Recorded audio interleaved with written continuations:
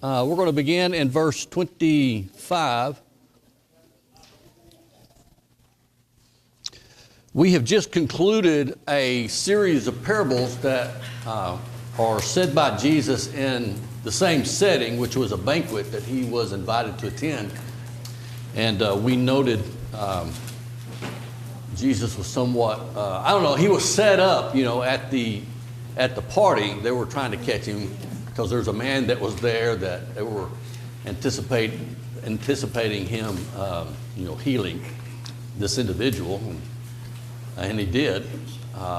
But Jesus sort of preempted all of the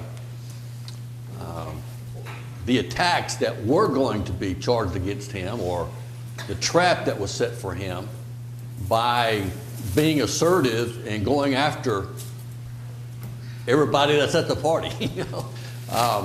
So it wasn't, the host, I'm sure, had a plan to embarrass Jesus or to entrap him in something and have witnesses there.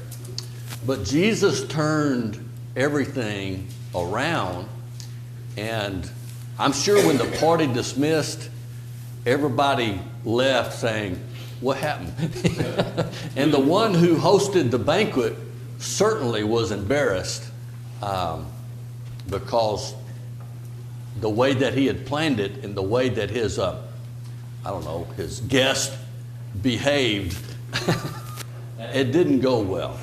And and the reason I wanted to emphasize that particular banquet is because a lot of times the parables that are used, there's three parables that are used, or two parables and one somewhat like a parable, distinctive from one another. And the context itself, it's all happening at this banquet. So to me, it has a greater impact when you see it in the setting in which these parables were uttered, because Jesus goes after the host, he goes after the guests, and then he goes after the guy that tries to change the conversation to something else. And he says, that he uses that as an opportunity to speak about people's desires to actually be excited about the kingdom of God, which Jesus is indicating that it's not really true. You get past the facade, because the kingdom of God requires, it has demands, and though the rich and the leaders and the Pharisees and the people who elevated themselves had their own ideas about kingdom and that positions, and they were lovers of money and things of that nature. So Jesus is, he unravels them in this setting. Now, we go from that, and I want you to, all of these things,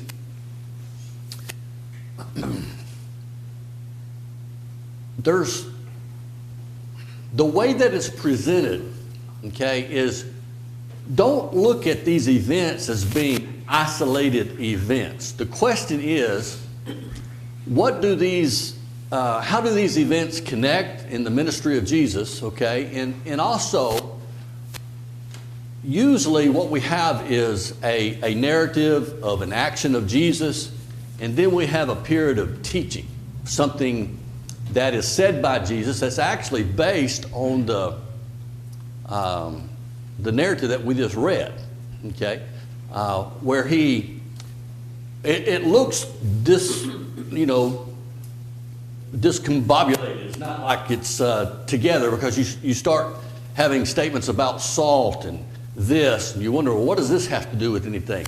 But if you follow the presentation, it becomes obvious what Jesus is talking about because of what has preceded this. So there's a reason why Luke is constructing by inspiration his gospel, presenting the gospel the way that he is, and the selections in the life of Jesus that he has chosen to include. And so I think keeping that in mind kind of helps, because we're keeping it in context, and what might be obscure of just going to it without the background can lead us into all kinds of conjecturing as to what Jesus meant by a statement. But if we view it in light of what has preceded it, I think it helps in our understanding. And this is one thing that is very challenging, what we're going to read here. He said, "Now great crowds accompanied him, and he turned and he said to them, 'If anyone comes to me and does not hate his father and mother and wife and children and brothers and sisters, yes, even his own life, he cannot be my disciple.'" What if you had a following of people? I mean, the crowd's been following. We've noticed the crowd. He's spoken to the crowd, to his disciples, and they're still there. And Jesus has been performing miracles. People are being healed. People are being fed. And the crowd's around him. And so he stops and he says this. He must say it loud enough for people to hear. And it's not like, "Hey guys, I'm glad you're following me. Just persevere and let's hang together and things will get easier." He doesn't. He says something that's very cutting, that is even considered very difficult language even today, as it would have been received back then. So, what is your response to that? I mean, just think about that. He says, unless you hate, and he uses the word hate, that's translated. There's several words in the original that have this idea of rejection or hate or some foul feeling towards something. But he's using a strong word to make a point. He always seems to do this because it's kind of shocking. What? Yes? I was going to say, I think that Jesus used that strongest language because he's wanting to make sure that we understand that the relationship with Jesus and God is the most important thing in our life. That even the impedance of our family cannot interfere with that relationship. Because we have people in our lives sometimes that can be burdensome to our faith. And I don't mean that badly, but it makes it hard sometimes on us personally because of how we feel about something in our relationship and what they're doing or what they're saying or what they believe. And it makes it hard for us. Okay, that's one thing. Some family can be an obstacle, a weight in a sense, or maybe in a temptation. All right, what is something else? And how would you describe when he says hate this? What else could be included in understanding this passage? Some other idea that's involved. Maybe he just, hates the ways of his people that's wrong. Okay. Hates the sins of his family. Okay. Not Hate the necessarily ways. hate the family, but hates the sins because he has to turn away from all of that in order to follow Christ. Well, the interesting thing is, there are other versions of Jesus saying things in the other Gospels. Luke frames it as very brutal, unless you hate. I think Not love less, but he uses the word hate. I think one key is when he says, and even his own life. Yes. What are you putting first? If you put your life above the Lord, then you're lost. Okay. And the same thing with your family. Are you going to put your family above Christ? Okay. And so in considering that, what do we have to consider? Our loyalty, our affections. You talk about my kids, there's a tie and affection there, isn't it? They are my blood and everything. And my relationship to Christ is greater than that. I mean, it has more priority than that. Now, you see what Jesus is doing? He's causing people to think. He's causing the reader to really evaluate the pull, the draw of your loyalty. Who gets the draw of your loyalty? Or what do you... Make the main thing the main thing. Yeah. That's true, but I'm trying to get to the feeling of it, you know, the heart of it, as to what's the focus of your attention, what's your draw. I mean, I was sure that anybody has children, there wouldn't be anything you would do for your kids, right? And you might even, you know, I'd die for my kids, right? I'd die for my spouse. If it came to that, I'd protect or do what I have to do because they're what? My kids, my wife. All right, think about that commitment, that loyalty, okay? That affection, that devotion. And think about your relationship to Jesus. Is there any comparison? You see what I'm saying? That if you think of it from that way, you have your kids and your family and all this way up here, and if you compare it to the affection and loyalty to Jesus, Jesus may be down here. And so what's Jesus doing? He's not saying that we're to, you know, love less and whatever, but in comparison, using that word, he's making the distinction of the most important thing in your life. It's Christ. I just want to kind of add to something that David said a minute ago. It's kind of like when Peter got in a tight spot and his life depended on it, he denied Christ. And when he was talking about, when it was, you know, it was Peter. Anyway, you know, he's saying, you know, even your own life. Yeah. Even your own life, you know, what would we do? You know, would we be that dedicated? That's Yeah. true dedication. You know, if somebody was going to hurt your family or hurt you, would you trust God enough?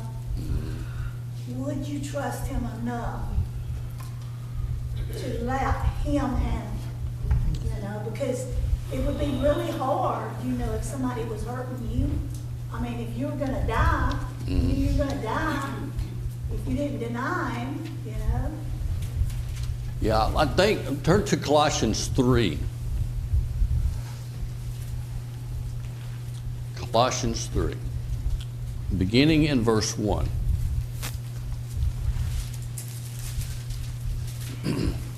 And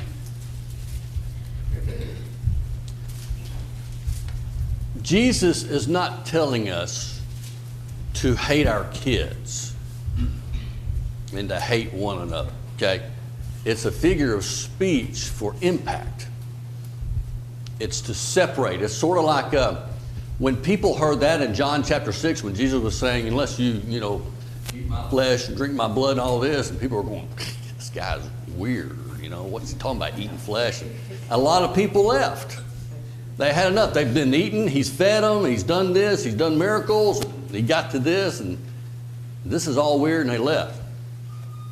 And then the disciples, you know, he asked them, you know, you only two? And then, of course, you know what Peter said. Where shall we go? Because you have the words of eternal life. And that's the key. That's the whole point of the loyalty and affection. Okay? So, in Colossians 3, verse 1, listen to how Paul puts it. He says, if then you have been raised with Christ, seek the things that are above, where Christ is, seated at the right hand of God. Set your minds on things that are above, not on things that are on the earth. For you have died, and your life is hidden with Christ in God. All right? Let me ask you some questions about your translation. Does it say set your mind or set your affections? Anybody have affections there? Okay. When Paul is speaking of the mind, he's not saying, okay, you know, apply your cerebral cortex, you know, your mind here to all this. it's representing the whole. Love God with all your, heart, soul, mind, and strength. It's everything about us is loyal, including our affection, our love is toward God. Now, that benefits everybody around us, our children, our wife, and all that, because of our loyalty to God, we're guided by Him, and we begin to develop in mature ways the characteristics of God. Love, forgiveness, patience, and all these things, which does nothing but help relationships, right? But it is a strong statement that he makes. So, continuing, he says, whoever does not bear, whoever does not bear his own cross and come after me cannot be my disciple.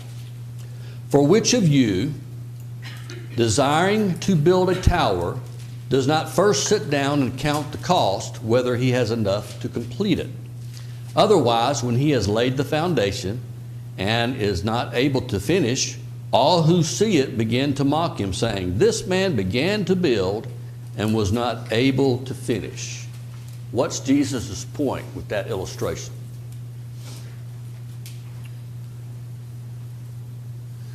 That there's going to be, with the commitment to follow Christ, there's going to be consequences that can be planned and some will be unplanned.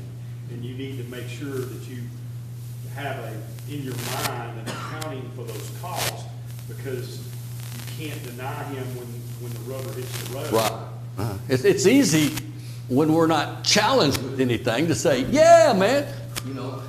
But what he's trying to get us to see and understanding is, you got to think about what the life of Christianity is, and that it will challenge us on occasions in certain situations, of course. And I think the talk of, the discussion about hate before, we have intimacy with our family, and that's an emotional connection with them. And Christ is warning us that we need to have that same intimacy with Him, but we need to have it more on, a cerebral level, because we're going to they're going to try to separate us from our family by persecution or things that are coming, so that you need to make sure that you're thinking about it in the right manner, because it could be used against you in the future. Right. Let's see here. Let's see if I can find it real quick.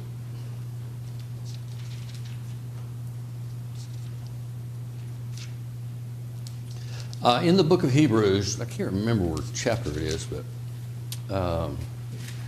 there's a statement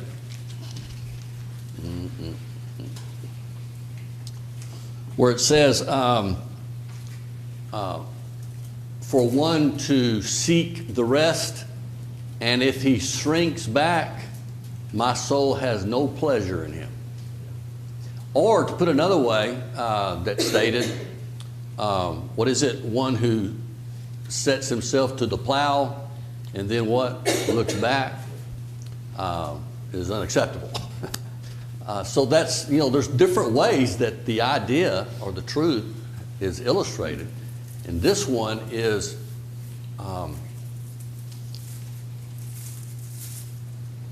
let's just say, you need to know that Christianity impacts your life.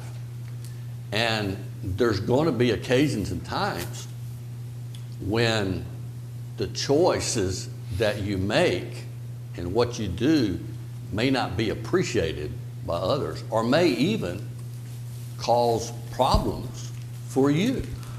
Hebrews 10:38. Hebrews 10:38, yeah.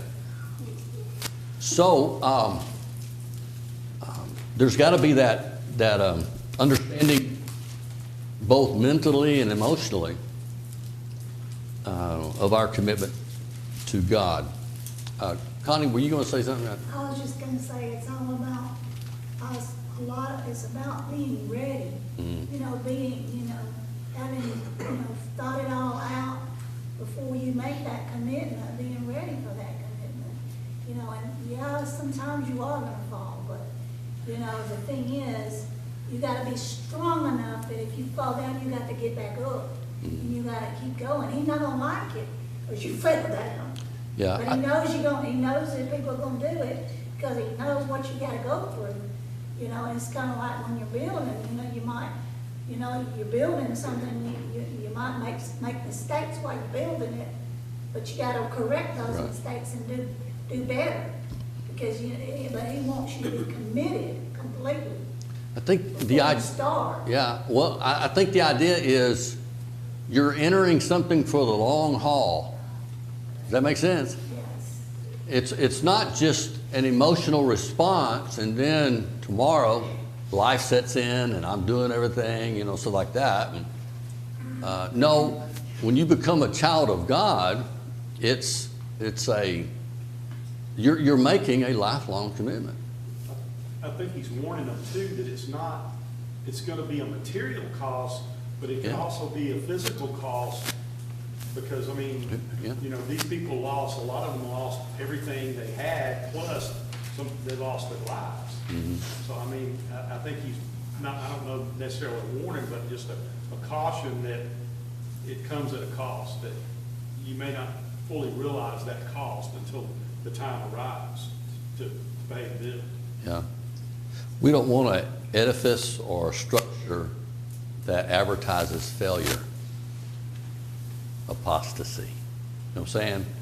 That's what is one who doesn't count the cost and starts something and then this is hard or whatever and walks away. That edifice there, that structure, half completed, not completed, stands as a representation of apostasy, failure, lack of faith is the picture. I think in some countries today that people are being killed and all because of their, faith. And we're blessed here in America that we haven't had to deal with that yet. It doesn't mean that it won't come. But there's people that are that are facing a lot of stuff now because they refuse to change their, Christianity. Because of Christianity, because Yeah. other countries are coming in and people are killing them, because of it. And that's a strong commitment, That's why Yeah. we're talking about being ready. It is. We don't know what we're gonna have to face, what's up with. And the other thing is the other illustration that he uses. He says, or what king going out to encounter another king in war will not sit down first and deliberate whether he is able with 10,000 to meet the one who comes against him with 20,000. And if not, while the other is yet a great way off, he sends a delegation and asks for terms of peace. So therefore, any one of you that does not renounce all that he has cannot be my disciple. What does he mean to renounce? Renounce what?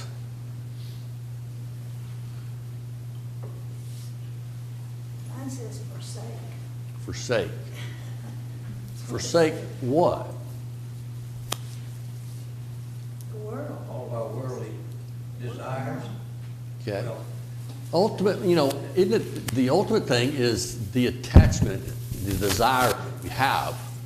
What's the priority? And so it's not that we can't own anything, but we don't want anything to do what? Own us. We don't want. It's not that we can't have a marriage or children, and we can't have a relationship, but that relationship cannot be one that supersedes my relationship with Jesus.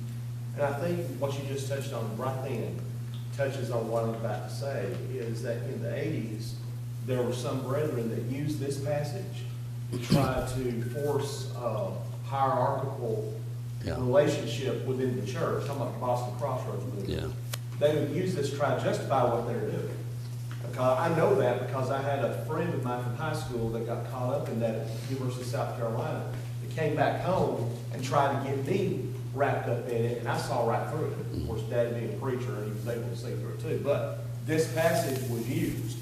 In other words, you've got to have total commitment. By their definition, everything. And they have we've total, got to know and they what have you're total doing. control. Yeah, they have total control over you, over every hour of every day. You've got That's- to fill out a worksheet to tell you exactly what you're doing, what you're thinking about, what, you know. That's cultic. That is a Yeah. cultic kind of thing. So, you know, that's not what Jesus is talking about.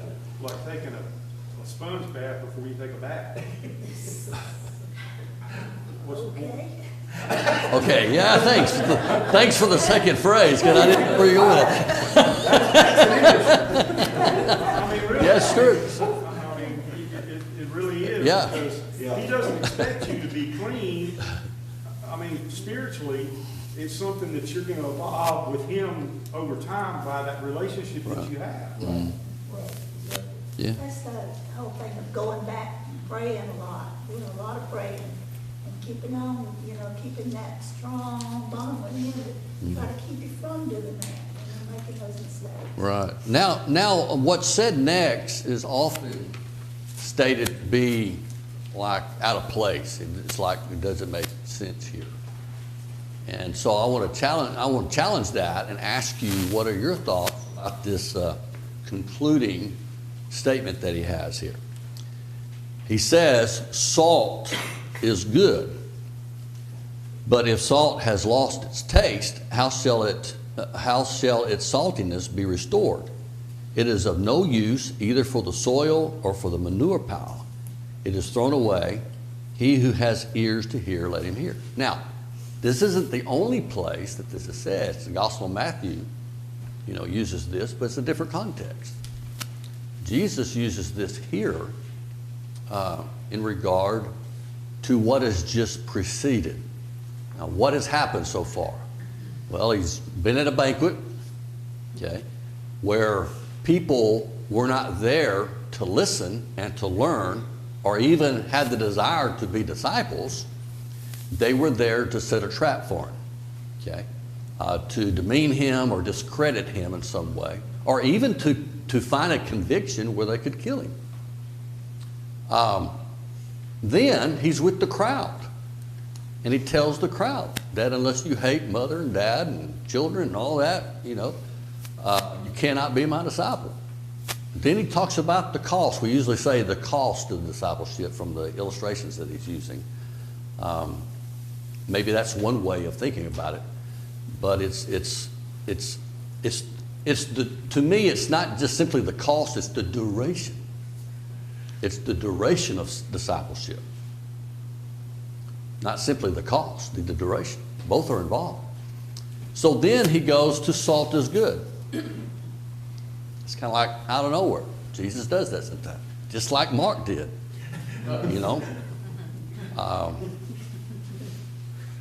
Good illustration. Yeah. So he says this, and we think, well, he's just been talking about these other things, but why does he say salt is good? Any thoughts? I think it's a metaphor Jesus is using because at this time in the first century, salt was very, very Oh, absolutely. desired, and I still like my salt. But still, I think the point he's making, even salt, as good as it is, if it has no flavor. If I put salt on my food and I can't taste the salt, I add more. Well, if the salt, it looks like salt, don't taste like salt, so it's worthless. It's worthless. So So what do you do with that? yeah, it's somebody that's a disciple. Yeah. They say it's the right thing, but their actions does not depict Christ. Therefore, their actions are worthless. Now, yeah, it's true. I think you're right. I think the metaphor is to show what he's been talking about, rather the previous statement, that salt is essential. I mean, it's prized, and the way salt was back then is, you could go to the Dead Sea and scoop things up, and you could put it on your patio, but it's salty, but it has a lot of impurities, right? Well, what would happen is, if it were left out in the elements, the rain or whatever, the salt would trickle off, and you'd have a pile of something that was white, but it wasn't salt. It was all the other stuff that's mixed with it. And so if you tasted it, it wasn't salt, you know. And so they would take that, and what would they do it? They'd throw it in the streets, throw it out, because it's good for nothing to be trampled, you know, by the feet of human beings as they walk. So I think understanding salt the way it was, not our refined salt, okay, he's illustrating that we want to be the salt and not the impurity, okay? Because that which is not salt is going to be revealed. It will be revealed whether you have quote unquote taste or no taste. So it's a metaphor of faithfulness, counting the cost, duration, commitment, loyalty, salt. It has a purpose. It's valuable. It's important. But the other stuff is good for nothing. So it's to me, it's a fitting conclusion. Though you would have a lot who, and this is even in the academic world, who would say that this is out of place, or, you know, it's not, it's kind of like a random insertion, but it's not random. Luke intended it to be there, and he's using an illustration of the way they understood salt back then, not our Morton salt. Okay, refined salt's always salt.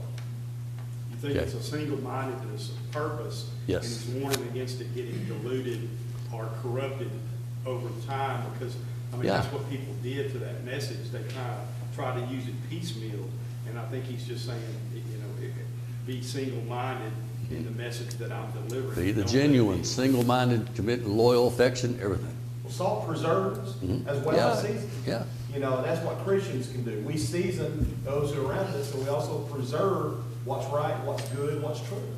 I think you're right. I think in this context here, he's illustrating the genuineness and that which is not, that which is facade, the other elements that would be a part of the salt. Yeah, also, there's like, so many people start off gung ho, you know, I'm gonna live right, I'm a Christian, you know, blah, and then they gradually drift away and lose all their flavor, you know, too. That also. I think that's what he's talking about. You know, I think that's what he's illustrating. Yeah. We're in for the duration, yes. So I'm gonna sum it up. I hope the pure word will last forever unless you add impurities to it. There you go, thanks. That's right. That's right. There's Socrates You for you. have to keep, you have to keep fighting, you have to keep working on it, you know? We have, It's not something, it's like a job, you can't quit. You quit, if you don't do you any good to start it, if you're not gonna continue. yeah, You're exactly. not gonna at least keep, you know, do the best you can. Now, any questions before we enter into the next section? Any questions about that, Would observations? this be similar to the wheat and the tares, in the sense the wheat and the tares are very similar, and it'll be sorted out at the day of judgment, what you just pointed out about salt and what's left over? It looks very similar, but it's Yeah. not worth anything. Yeah, I think probably on one level it's similar, but I think the tears are indicating opposition, or isn't it in the context that they're actually sown as tares? You know, people, the tares are not God's people. But they look very similar. Yeah, is what my mind yeah. And the judgment would sort it all out. Yeah. So if you were to sum up this section of chapter 14, what phrase or word would you use that would capture what Jesus is saying? Come on, somebody new. Somebody new. There you go, that's it. Faith Who? and servitude, not. Somebody new. Somebody new. She knew that word. Listen to your wife. Okay. Or she throws rocks. Who else? What else? You're right. Faithful commitment. What'd you say? Commitment. Commitment. What else? Revelation 2:10. Be thou faithful unto death. Okay. What's another one? Come on, y'all give me the summary. I'm giving a study guide to my students, so I want to list Humility. humility.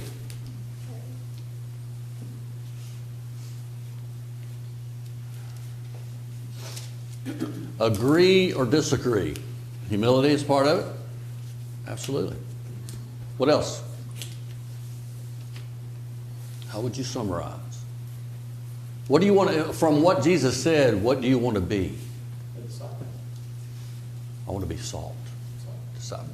Salt here, I think, is a metaphor for disciple. Discipleship.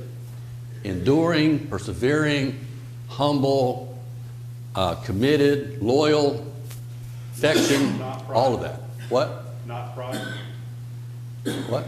Not prideful. Not prideful, yeah.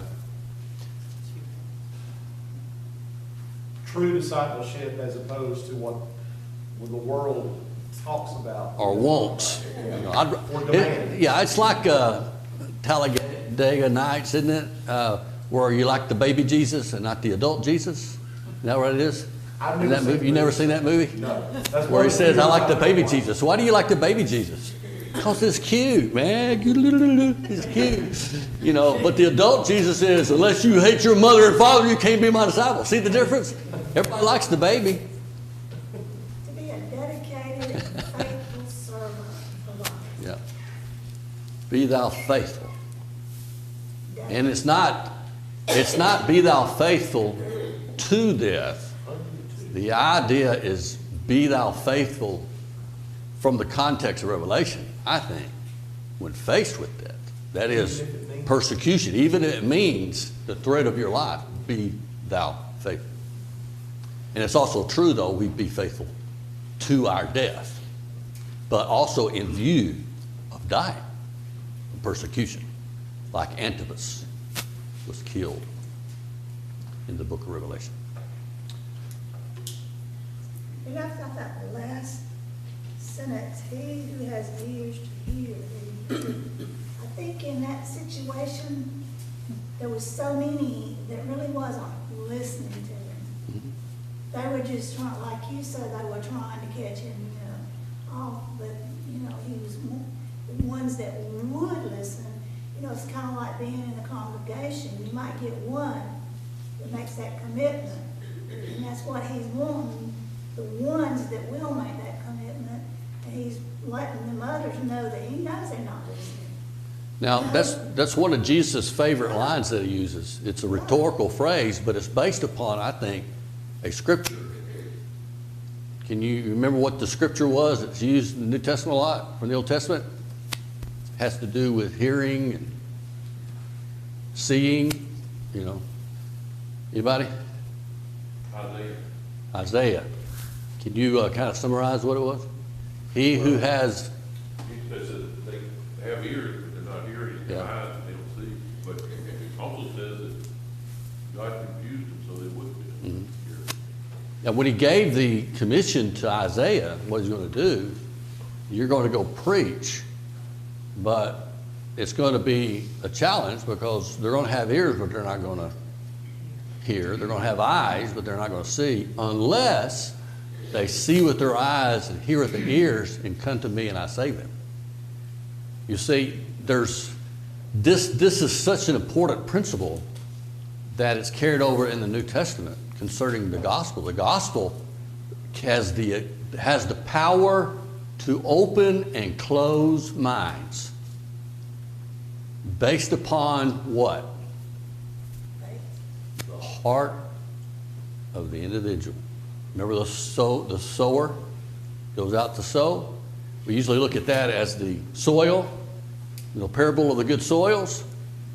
Someone who's open, someone who wants to know, who's there, not like these Pharisees and others.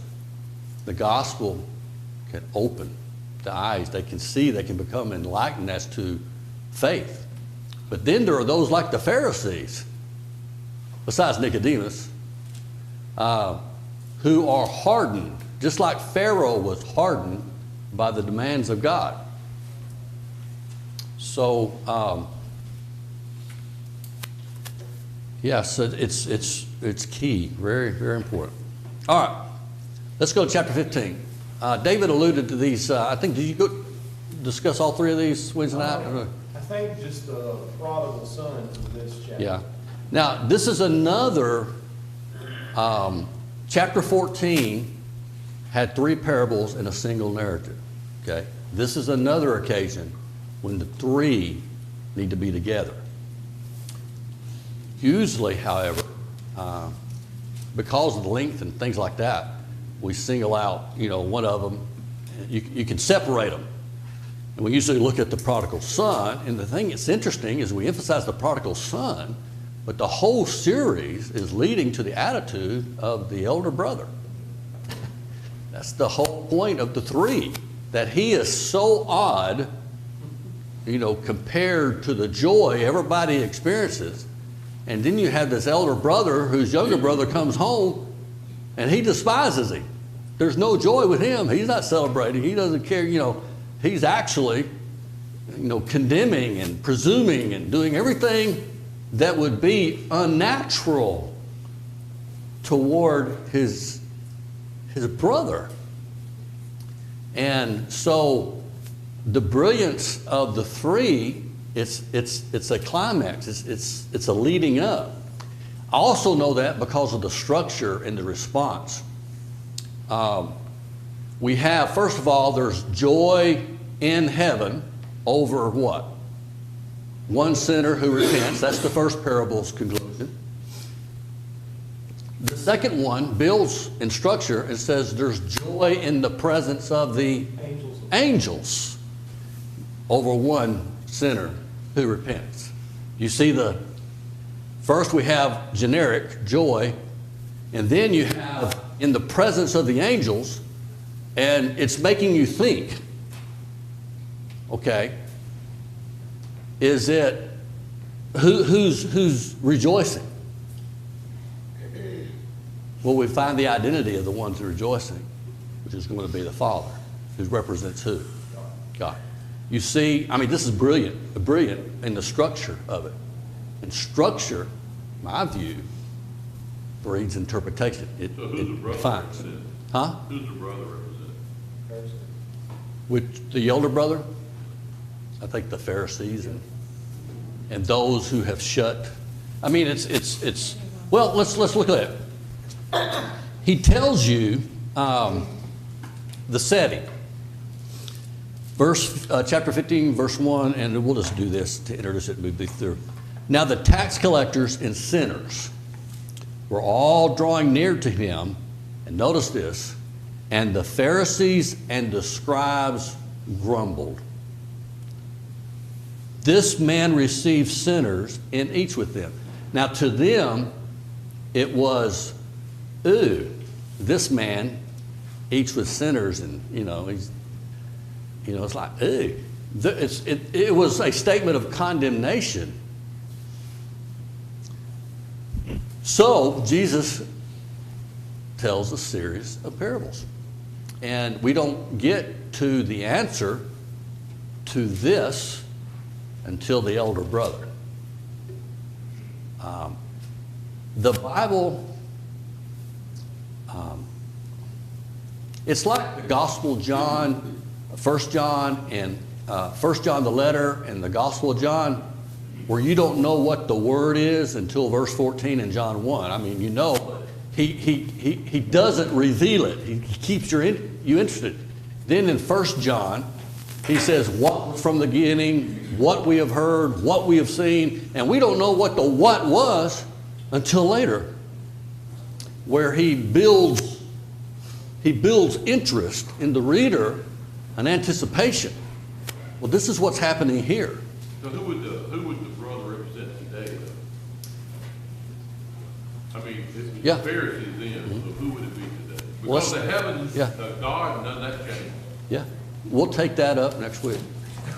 So y'all think about that. Who would it represent today? So we'll see who's revealed at the end. And that's the important question.